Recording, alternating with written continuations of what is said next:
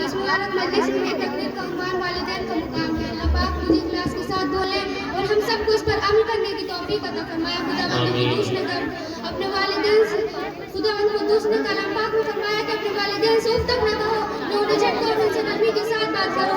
حدیث میں نبی پاک صلی اللہ علیہ وسلم نے فرمایا جنت ماں کے قدموں میں ہے۔ ایک مرتبہ حضرت خلیفہ سید تشریف لاتے ہیں، انہیں دیکھ کر حضور پاک صلی اللہ علیہ وسلم کھڑے ہو جاتے ہیں اور اپنی چادر مبارک حضرت خلیفہ کے قدموں میں بچھا دیتے ہیں۔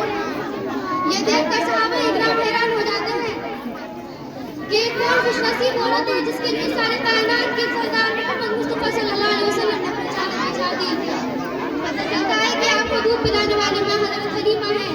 اس بات سے اندازہ لگائیے کہ حضور صلی اللہ علیہ وسلم نے کتنی عزت کا حضرت مقیاس کرنے کو دیکھیں کہ ماں کی بیماری اور ان کی خدمت کی وجہ سے پوری زندگی صلی اللہ علیہ وسلم کی خدمت میں حاضر نہ ہو سکے۔ ہمارے نبی پاک صلی اللہ علیہ وسلم کو ان کی عادت اور ان کا یہ طریقہ اتنا پسند آتا ہے کہ وہ صحابہ اکرام کے سامنے تعریف فرماتے ہیں اور فرماتے ہیں اور حدیث اپنے صحابہ سے فرماتے ہیں کہ اگر تمہاری ان سے ملاقات ہو جائے تو استغفار کی دعا فرمانا۔ میرے پیارے دوستوں، کلیجہ ٹھام کو جگر پر ہاتھ رکھ کر سنیے۔ حضرت علقمہ جلیل القدر صحابی کے ماں اپنی بیوی کے بارے میں یاد کرتے تھے اور اپنی بیوی کو اپنی محبت کرتے دیتے تھے۔ اس طرح سے ان کی والدہ ناراض رہتی تھی۔ جب علقمہ کی موت کا وقت آتا ہے تو حضرت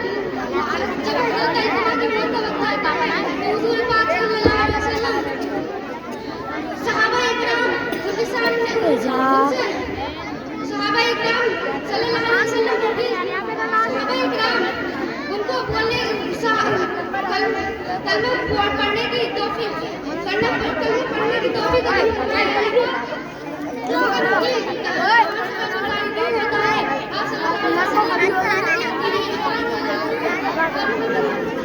ٹوٹے اور